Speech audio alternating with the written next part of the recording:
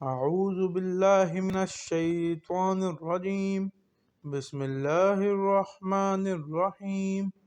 ام المومنین حضرت خدیجہ سلام اللہ رضوانہ علیہا، سیدنا حضرت خدیجہ کبریٰ سلام اللہ رضوانہ علیہا ہمارے نبی پاک حضرت مصطفیٰ صلی اللہ علیہ وسلم کی سب سے پہلی زوجہ مطہرہ ہیں، جو حضرت فاطمہ الزہراء سلام اللہ رضوانہ علیہا کی والدہ اور حضرت حسن حسین کی نانی ہیں۔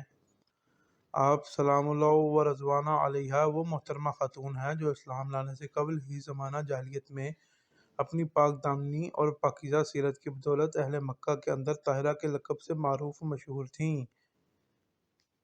نام و نسب: آپ سلام اللہ و رضوانہ علیہا کا نام ختیجہ تھا۔ آپ کے والد کا نام خویلد، دادا کا نام اسد، والدہ کا نام فاطمہ، نانی کا نام حالہ اور نانا کا نام زاہد تھا۔ آپ مکہ مکرمہ کے مشہور و ذی وجاہت خاندان قریش سے تعلق رکھتی تھیں، بلکہ آپ خواتین قریش میں سب سے معزز اور سب سے مالدار خاتون تھی۔ آپ صلی اللہ علیہ وسلم بھی چونکہ قریش خاندان کے تھے، اس لیے قصا پر ان کا آپ کا نسب حضور صلی اللہ علیہ وسلم کے نسب سے مل جاتا ہے۔ تمام ازواج مطہرات میں سے نسب کے لحاظ سے حضور صلی اللہ علیہ وسلم کے سب سے زیادہ قریب ہیں۔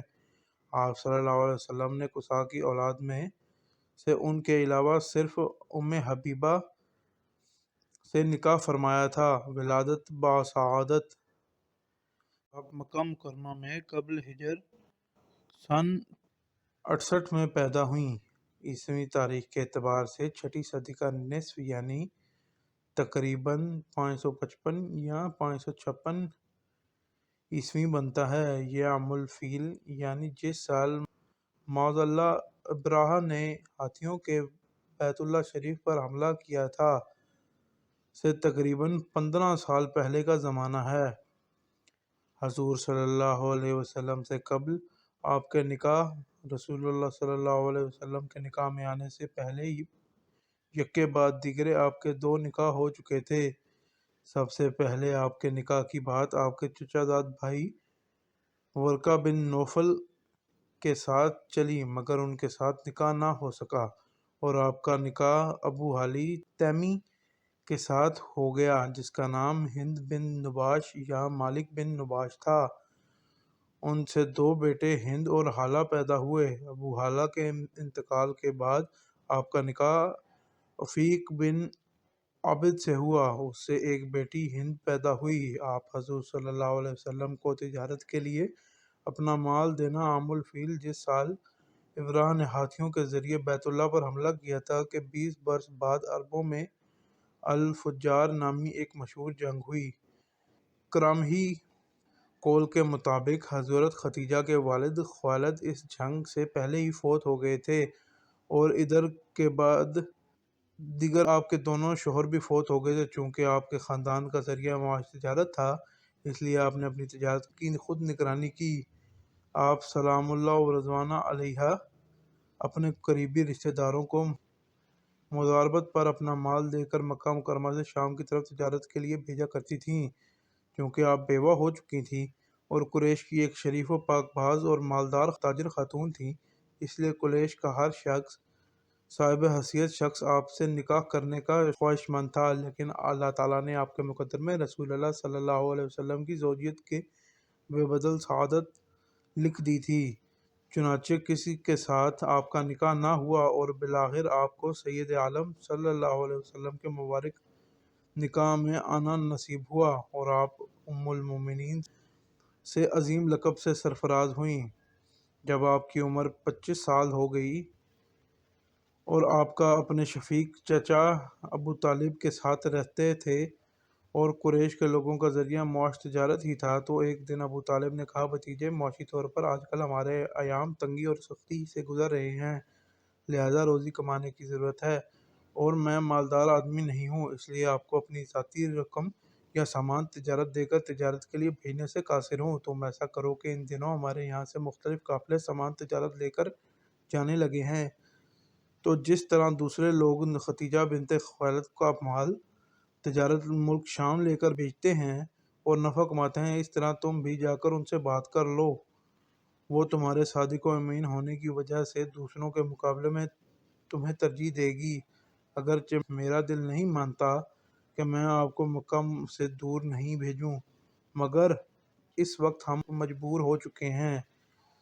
جب حضرت ختیجہ کو معلوم ہوا کہ محمد بن عبداللہ جو کہ صادق و امین کے لقب سے معروف ہیں، ان کو ان کے چچا میرا مال شام لے کر فروخت کرنے کا مشورہ دے رہے ہیں، اور وہ آپ کو اپنی تجارت کی سرگرمیوں کے لیے ایسے ہی قابل اعتماد آدمی کی ضرورت تھی، تو آپ نے خود حضور اقدس صلی اللہ علیہ وسلم کی سچائی، امانت داری، کریمانہ اخلاق اور معاملہ فہمی کے پیش نظر آپ صلی اللہ علیہ وسلم کی خدمت میں پیغام بھیجا کہ آپ میرا مال تجارت لے کر شام جائیں، جو معاوضہ میں دوسروں کو دیتی ہوں آپ کو اس کا 2 گنا دوں گی۔ حضور صلی اللہ علیہ وسلم نے اس پیشکش کو قبول فرما لیا اور اپنے چچا ابو طالب کو جا کر بتایا کہ ختیجہ نے آپ کو باقی لوگوں کے مقابلہ میں 2 گنا نفع دینے کا کہا ہے، تو ابو طالب بہت خوش ہوئے اور کہا بلا شبہ یہ روزی اللہ نے ہی تمہاری طرف بھیجی ہے۔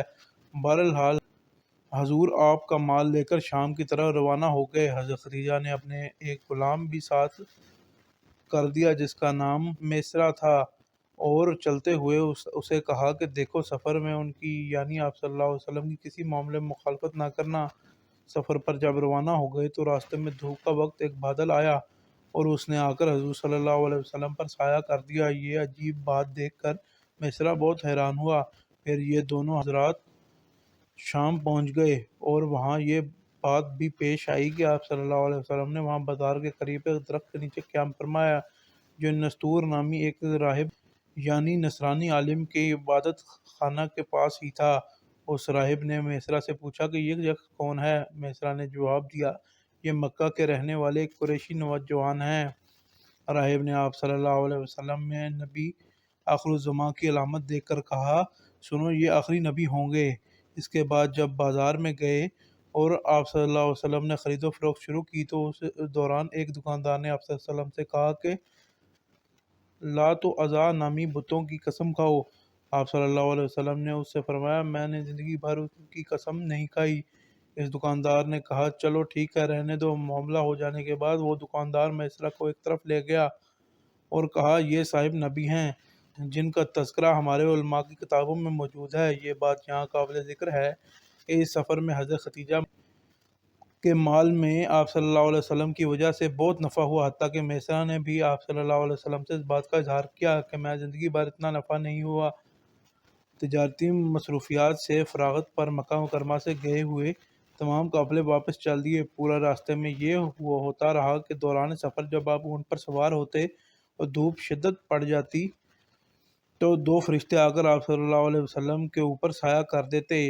یہ بات عین اس وقت بھی پیش آئی جب آپ صلی اللہ علیہ وسلم شدید دھوپ کے اندر اونٹ پر سوار مکہ میں داخل ہو رہے تھے۔ اتفاق سے اس وقت حضرت ختیجہ اپنے گھر کے بالا خانہ میں بیٹھی ہوئی تھیں۔ انہوں نے بھی اپنی آنکھوں سے مشاہدہ کیا کہ 2 فرشتے ہیں جنہوں نے دھوپ سے بچاؤ کے لیے آپ صلی اللہ علیہ وسلم پر سایہ کیا ہوا ہے۔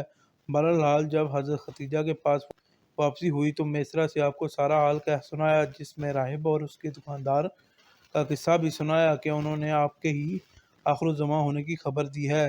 اس کے علاوہ حضرت ختیجہ غیر متوقع طور پر اتنا زیادہ نفع دیکھ کر خوش ہوئیں اور آپ صلی اللہ علیہ وسلم کو مقررہ کردہ نفع سے دگنا نفع دیا۔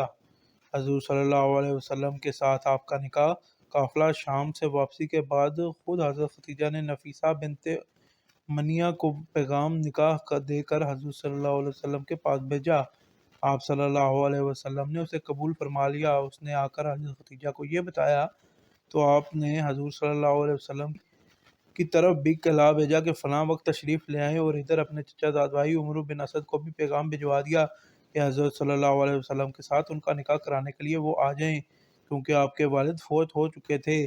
پھر مقررہ وقت پر عمرو بن اسد بھی آ گئے اور ادھر آپ صلی اللہ علیہ وسلم اور آپ کے چچا حضرت حمزہ اور ابو طالب بھی ختیجہ کے مکان پر پہنچ گئے اور ابو طالب اپنے خاندان کے 10 بڑے افراد بھی ساتھ لائے۔ مجلس نکاح منعقد ہوئی اور عمر بن اسد نے حضرت خدیجہ کا نکاح حضرت محمد صلی اللہ علیہ وسلم کے ساتھ کر دیا، اور نکاح کے بعد آپ صلی اللہ علیہ وسلم کی تعریف میں عمر بن اسد نے یہ جملہ کہا: محمد بن عبداللہ عالی نسب اور معزز جوان مرد ہیں۔ نکاح میں 12.5 اوقیہ چاندی جو 500 درہم مساوی ہوتے ہیں، اور آج کل کے پیمانے کے لحاظ سے ان کا وزن 131 تولہ اور 3 ماشہ چاندی بنتا ہے، مہر مقرر ہوا۔ نکاح کے وقت حضرت خدیجہ عمر 40 سال اور رسول اللہ صلی اللہ علیہ وسلم کی عمر 25 سال تھی، اور آپ سلام اللہ و رضوانہ علیہا نسب، مال اور دانائی کے لحاظ سے اس وقت اپنی قوم کی سب سے افضل خاتون تھیں۔ آپ صلی اللہ علیہ وسلم کا حضرت خدیجہ سے یہ نکاح قافلہ شام سے واپسی کے 2 ماہ اور 25 دن بعد ہوا۔ دعوت ولیمہ: حضور صلی اللہ علیہ وسلم کا جب حضرت خدیجہ سے نکاح ہو چکا اور آپ صلی اللہ علیہ وسلم اٹھ کر باہر تشریف لے جانے لگے تو آپ نے حضور صلی اللہ علیہ وسلم سے پوچھا: آپ کہاں جا رہے ہیں؟ پھر کہا: آپ جائیں اور 1-2 اونٹ ذبح کر کے لوگوں کو کھلا دیں۔